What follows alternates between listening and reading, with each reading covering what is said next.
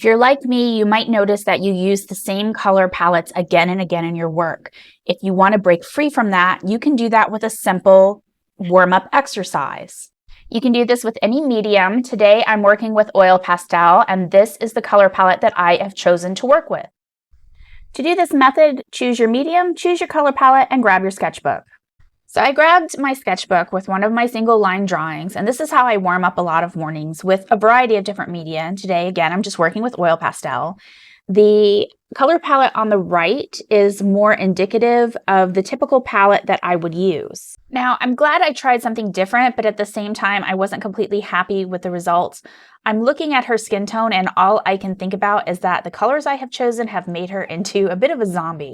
Playing with the color palette in my sketchbook allows me to consider my choices and color placement. For example, as I began to fill in the hair, I realized that had I used the pinks for her skin tone and the green for the hair, I would have had a completely different result. I'm not saying I would have necessarily liked the results any better had I swapped the green skin to the pinker tones. She still may have read a bit as a zombie.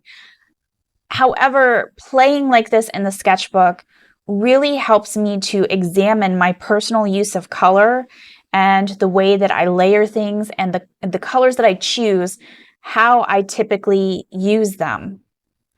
So even if this isn't a result that I absolutely love, it is still valuable for me to play like this in my sketchbook. The other thing that I really felt happened today didn't involve color play. It had to do with the way that I was layering the oil pastels. Sometimes when I'm working with a medium, I will feel really confident and I will produce work that I really like. And then the next piece or two will feel almost as if I have regressed in my skill. I think this is something that many artists experience. I think it's important to remember that a lot of the work we see on display in galleries is the best work that the artist felt they put forward. They often don't highlight or showcase their mistakes or their learning experiments, but we need to really emphasize that that is still a huge part of the art process, and that should be part of your process.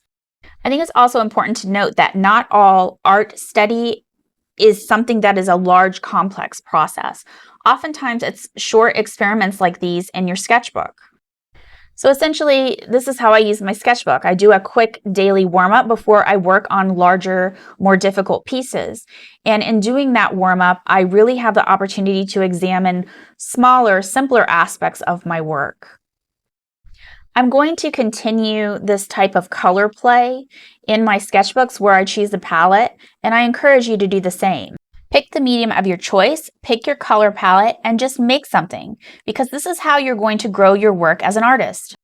And here is the completed piece. Again, I'm not completely happy with the way that her skin tone came out. I did add a little bit of pink to the green to try to warm it up a little bit and pull in some of the colors from the hair.